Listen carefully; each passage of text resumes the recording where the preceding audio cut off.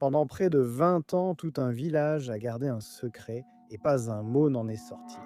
C'était en juillet 1929, dans un cimetière de village, au cœur de la Hongrie, lorsqu'un groupe d'hommes a commencé à ouvrir des tombes. Et le détail le plus étrange de cette scène n'était même pas les tombes, c'était le public.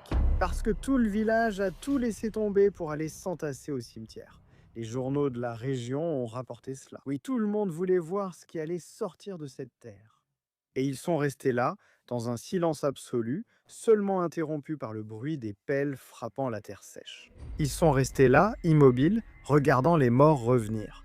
Ce que ces hommes cherchaient sous cette terre et ce qu'ils ont réellement trouvé est la partie la plus folle de cette histoire. Je suis Marcos Campos, et l'affaire d'aujourd'hui a eu lieu il y a près d'un siècle dans un petit village de la plaine hongroise, soulevant de nombreuses questions. D'accord ? Comment une série de morts ont-elles pu durer près de 20 ans dans un endroit où tout le monde se connaissait, sans qu'aucune des autorités locales ne pose la moindre question? Pourquoi ceux qui ont tenté de dénoncer la situation ont-ils été poursuivis en justice? Pourquoi les fouilles, qui pouvaient révéler l'ampleur réelle de cette affaire, se sont-elles arrêtées si soudainement? Précisément au moment où le monde entier a commencé à regarder là-bas. C'est ce que nous allons enquêter ensemble. Alors installe-toi et passons aux faits.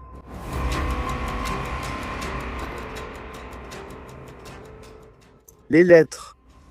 En avril 1929, 3 lettres sont arrivées au parquet royal de Szolnok, la ville qui servait de capitale administrative d'une région rurale nichée dans un méandre du fleuve Tisza, au cœur de la Hongrie. 3 lettres sans expéditeur et chacune accusait une femme d'un village appelé Nodirev.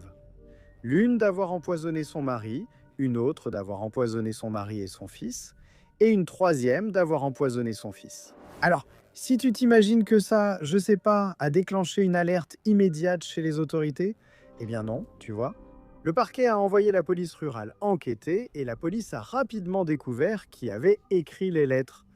Et c'était une femme de la région même.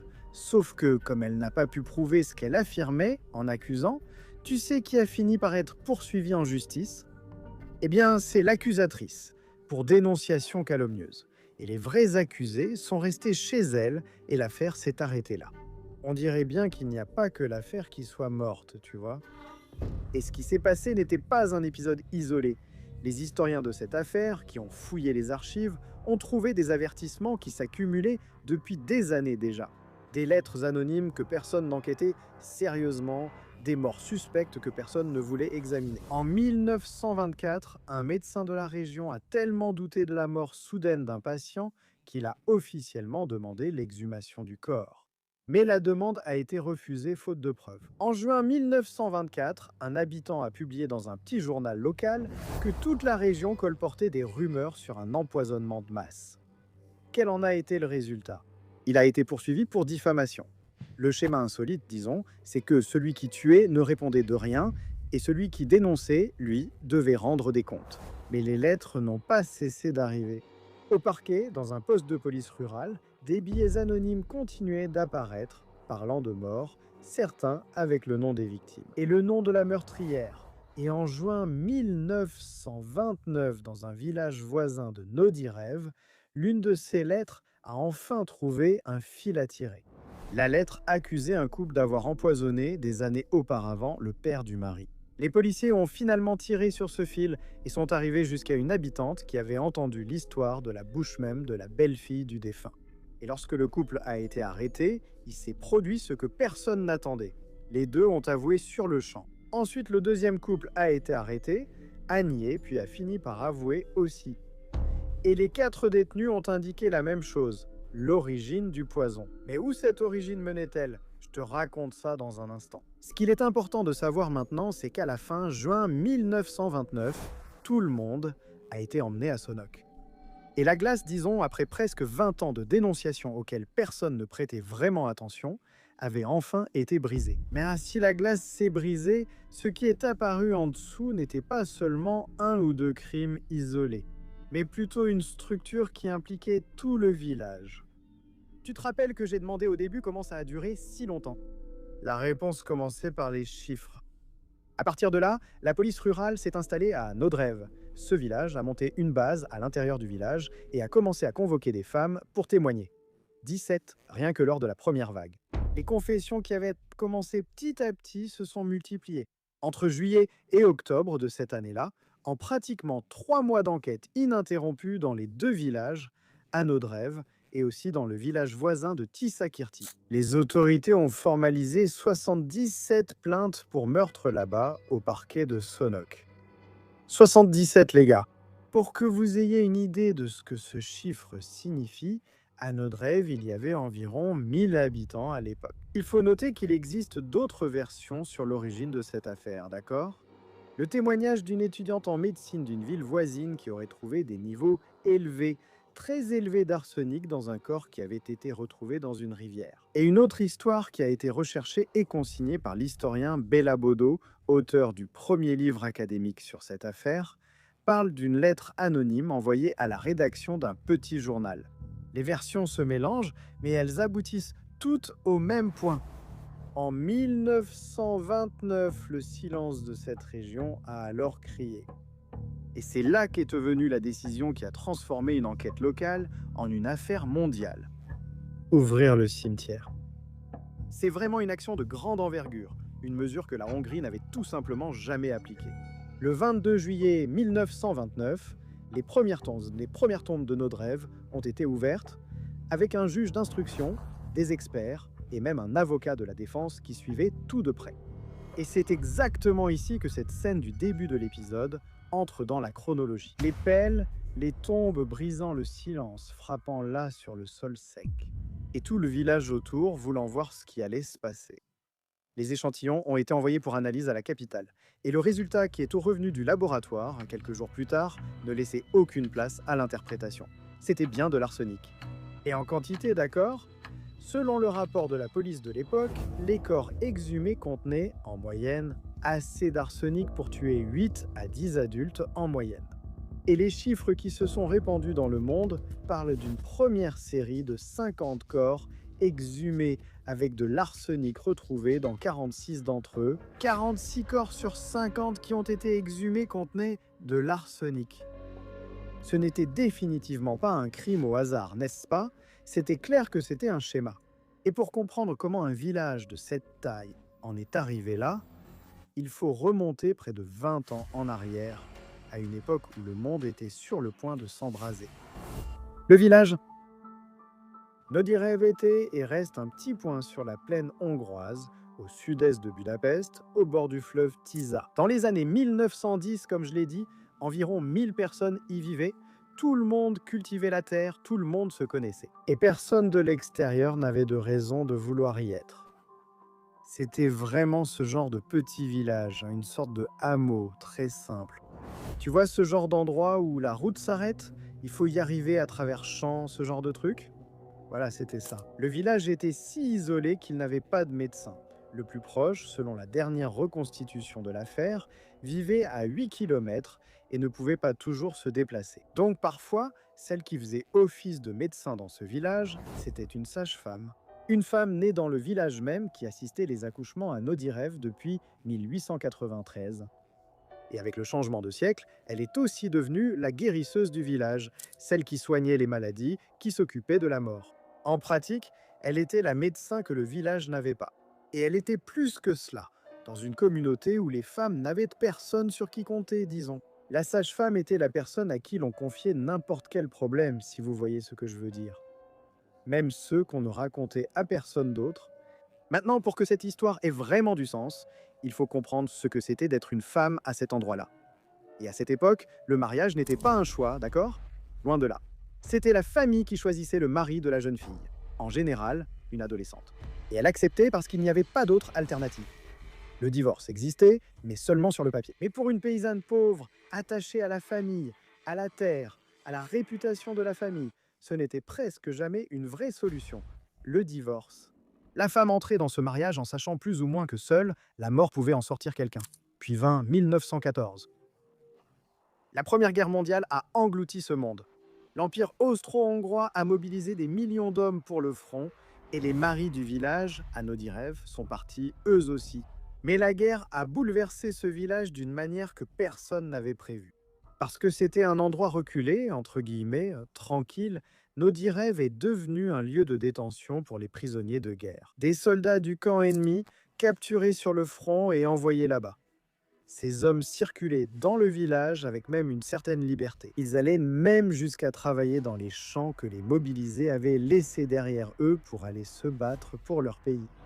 Ils sont devenus, pas n'aisance pas, ces prisonniers, une partie du paysage local. Ensuite, une partie de la routine. Et plus tard, une partie de certains foyers. Eh oui, parce qu'ils ont commencé des histoires d'amour avec les femmes qui étaient restées là, les prisonniers et les femmes mariées des soldats partis à la guerre. Pendant 4 ans, ces femmes ont vécu une vie qu'aucune paysanne hongroise de cette région n'avait jamais vécue. Elles faisaient tout toutes seules et pour la première fois, choisissaient elles-mêmes leur fréquentation. Mais ensuite, la guerre a pris fin. Et les maris sont revenus. Cependant, les hommes qui sont revenus dans ce village n'étaient pas les mêmes que ceux qui étaient partis.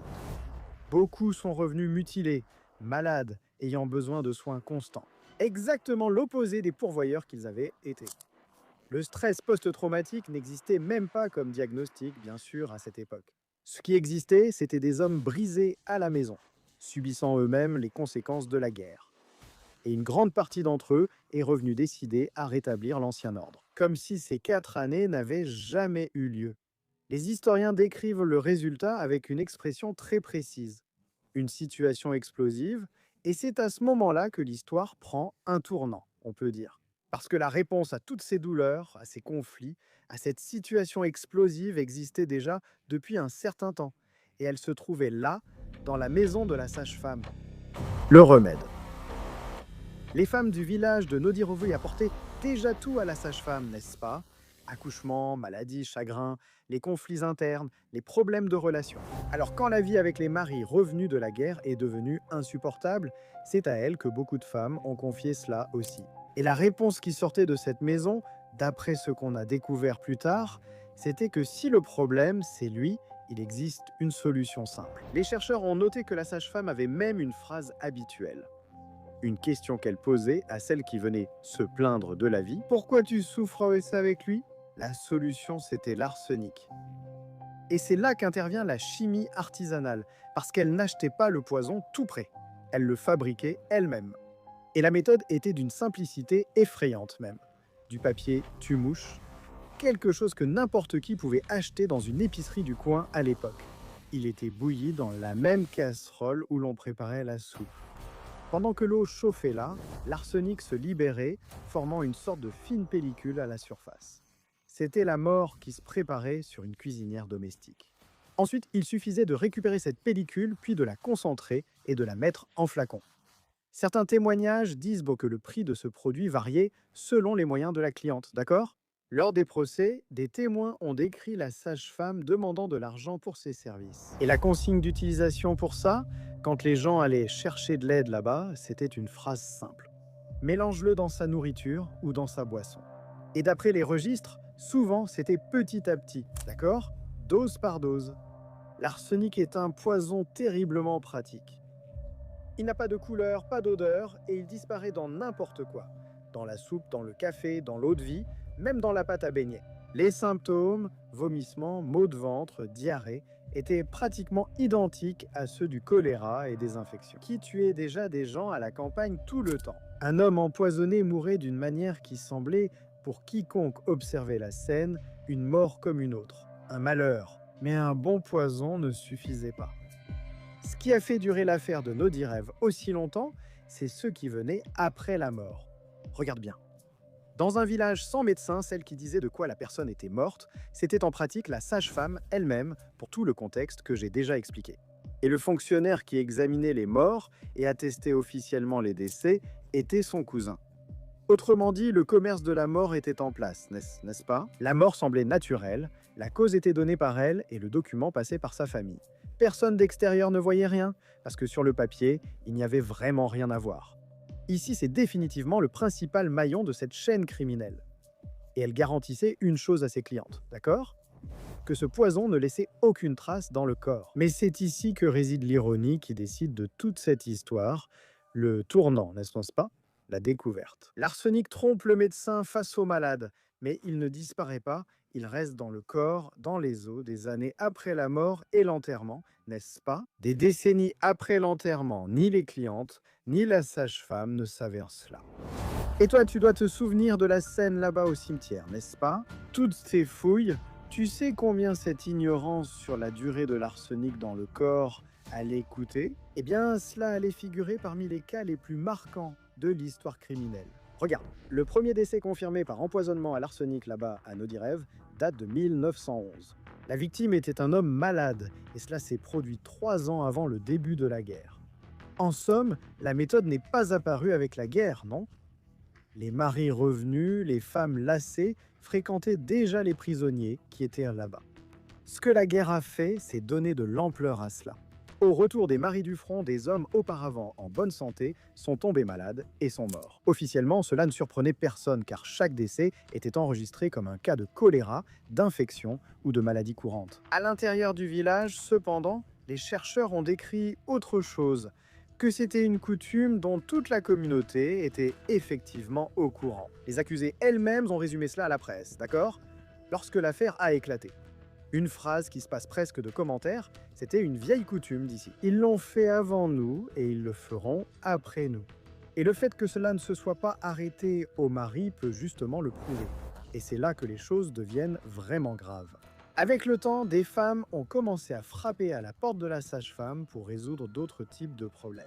Des parents âgés qui étaient devenus un fardeau ou dont l'héritage tardait trop à venir.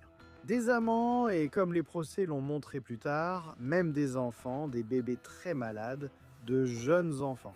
L'empoisonnement est devenu, et ce mot figure dans les sources elles-mêmes, disons-le, hongroises, une mode. Une solution domestique qui se transmettait de cuisine en cuisine.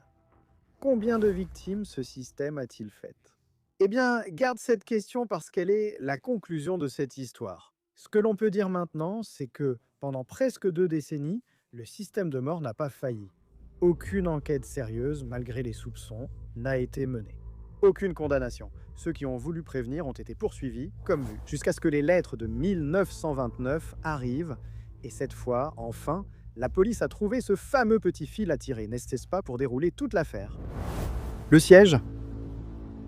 Eh bien, en tirant sur ce fil, on peut se rappeler ici de la fin juin 1929, quand ces deux couples ont été interrogés, arrêtés et ont avoué, n'est-ce pas? Et ils ont indiqué l'origine de ce qui se passait, le poison.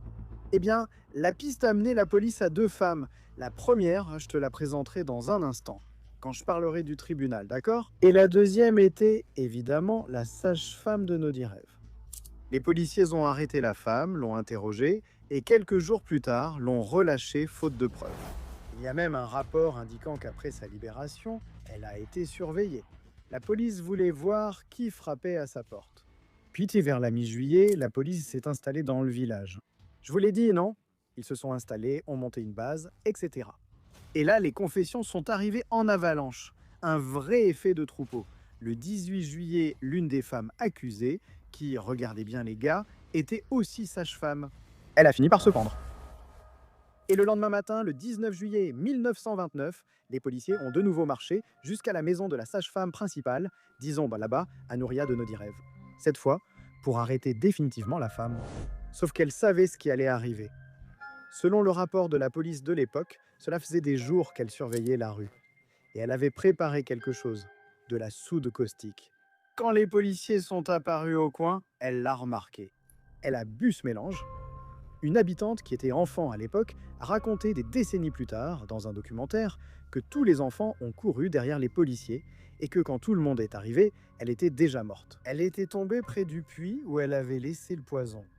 L'acte de décès du village indiquait un suicide par empoisonnement à la soude caustique. La figure centrale de cette affaire a quitté la scène sans répondre à une seule question, devant la justice. Et son nom était Zsuzsanna Fazekas. Elle avait 68 ans et elle était née la même, à Nodirev, en 1861 et elle assistait les accouchements du village depuis 1893. Autrement dit, une grande partie de ce village était littéralement passée entre ses mains à la naissance. Et à la mort aussi, n'est-ce pas, Sospa? Les voisins l'appelaient tante juge. Et son dossier montrait déjà un certain schéma avant l'arsenic, d'accord? Selon les registres, elle pratiquait des avortements clandestins et a été plusieurs fois jugée mais acquittée à chaque fois. Bien avant le poison, la tante juge avait déjà vu la justice de cette région s'approcher d'elle et repartir les mains vides. À plusieurs reprises. Je dirais même que, probablement, cela a dû l'encourager à continuer ses combines, hein, non? Et elle n'a pas été la seule à choisir cette issue, d'accord? Au total, 4 femmes faisant l'objet d'une enquête se sont donné la mort. L'une d'elles, selon la presse de l'époque, s'est pendue dans sa cellule avant le début du procès. Avec la principale suspecte morte, donc, et tout le village sous enquête, il restait à la justice hongroise une question d'une ampleur qu'elle n'avait jamais affrontée. Qui exactement allait payer et pour combien de morts? Le tribunal? La réponse à tout cela a commencé à se dessiner à Szolnok et a pris 2 ans. Il y a eu 12 procès principaux entre décembre 1929 et novembre 1931. Sur le banc des accusés, 28 personnes, 26 femmes et 2 hommes. Le premier procès a été fixé au 13 décembre 1929 avec 4 femmes jugées ensemble. Et fait attention à un détail de la stratégie officielle. Selon les archives, les autorités ont délibérément fragmenté l'affaire en plusieurs procès distincts, justement pour essayer d'éviter le tapage. Mais cela n'a pas fonctionné. Pas du tout, je dirais. Les journaux nationaux hongrois ont mis l'affaire à la une. De l'autre côté de l'océan, le New York Times a rapporté que c'était la plus grande affaire d'empoisonnement du siècle. Et Nodirev a reçu de la presse le surnom qu'il porterait désormais, le village de la mort. Soudain, le monde entier fixait un tribunal hongrois, attendant de découvrir les visages derrière tout cela. Et c'est là que le premier choc est arrivé, disons. Parmi les plus grands écrivains hongrois de l'époque, Zsigmond Moritz était là, dans la salle d'audience.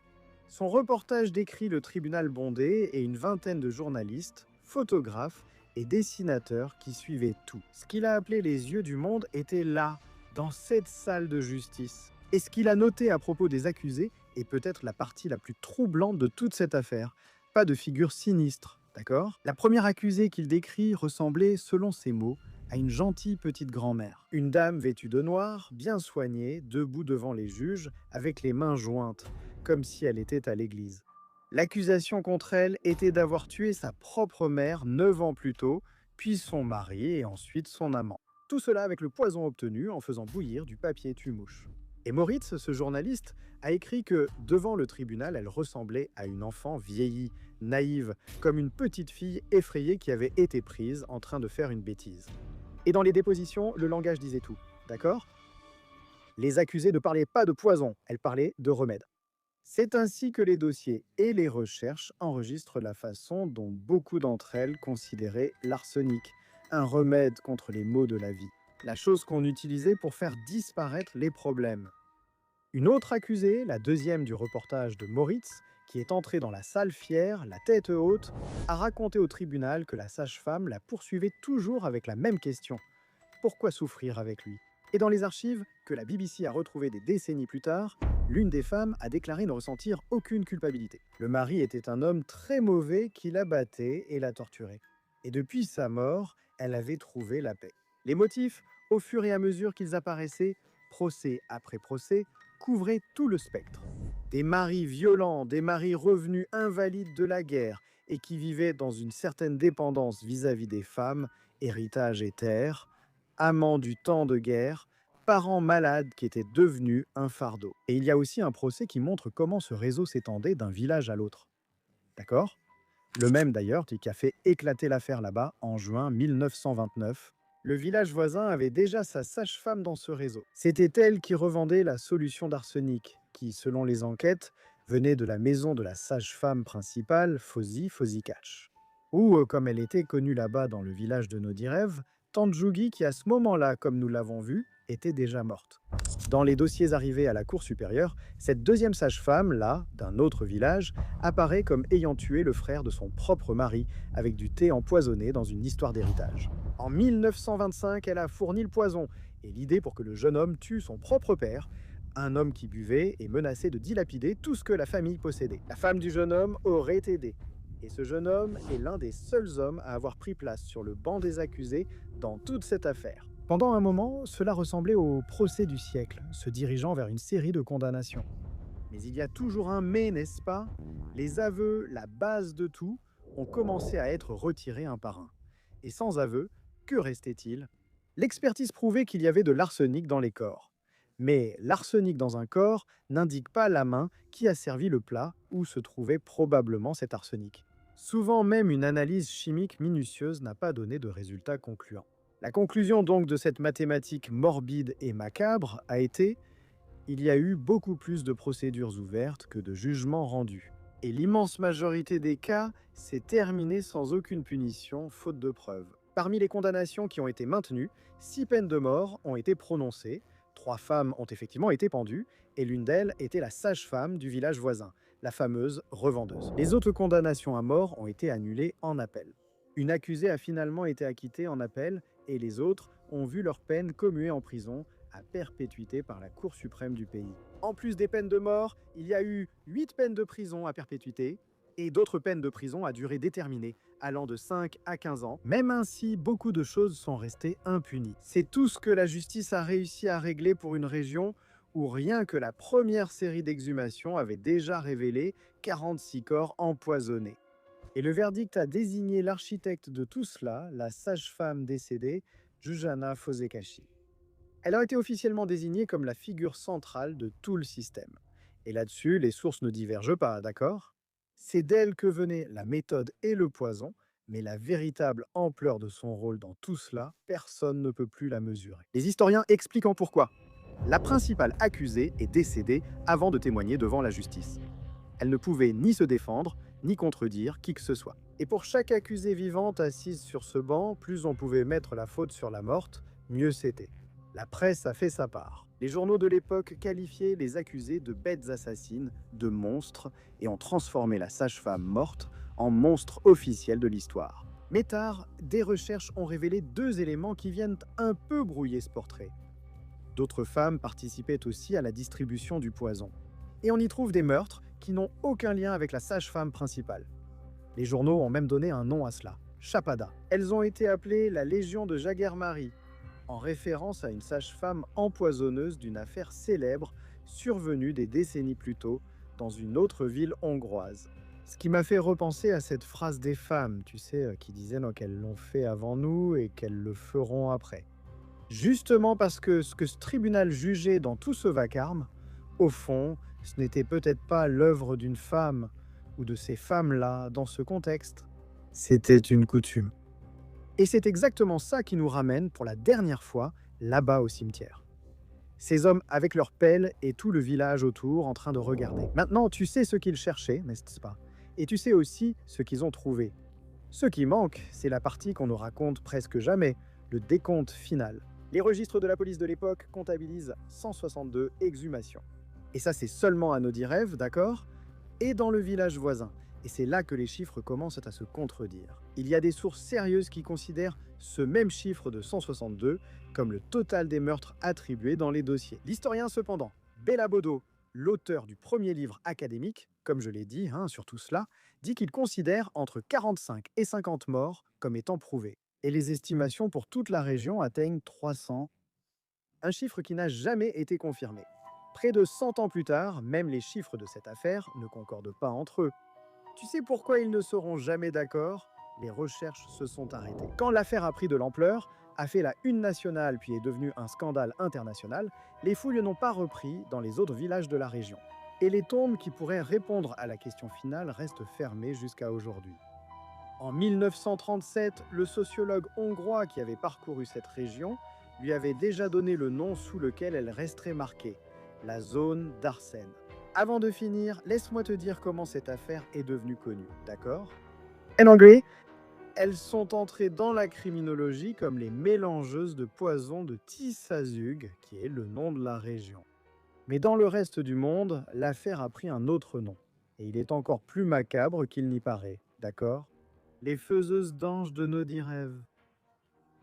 Faiseuse d'anges, c'est un ancien euphémisme européen. On le trouve en hongrois et en allemand pour désigner la femme pratiquant des avortements clandestins ou laissant mourir un bébé non désiré. La logique, mais c'est cette vieille idée que l'enfant meurt et devient un petit ange. Il va directement au paradis. Donc celle qui provoquait ces morts, au final, fabriquait des anges. Et dans ce cas, pour une raison quelconque, on a historiquement construit ce titre, ce nom pour cette affaire. Les faiseuses d'anges, Aussi parce que les textes hongrois appellent Fossé-Cache elle-même, n'est-ce pas, la sage-femme principale ici, exactement comme ça. De la sage-femme faiseuse d'anges.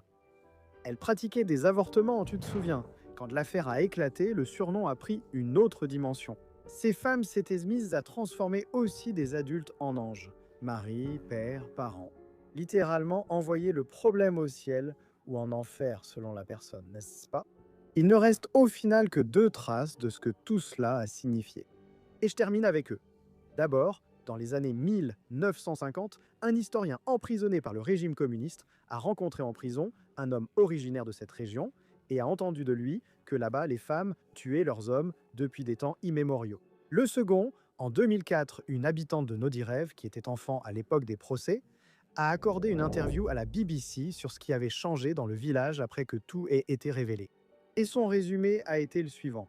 Après les empoisonnements, le comportement des maris envers leurs épouses s'est considérablement amélioré. Eh bien, mes chers abductés, je veux connaître votre avis sur tout cela, surtout dans ce contexte-là. Considérez-vous ces faiseuses d'anges aussi comme une sorte de victime de tout ce contexte-là, ou seulement comme des meurtrières froides et calculatrices? Dites-moi ce que vous en pensez dans les commentaires. Je vous remercie infiniment de m'avoir accompagné. N'oubliez pas de vérifier votre abonnement. Chaque semaine, il y a des épisodes comme celui-ci, ici. Bisous du roux et à la prochaine.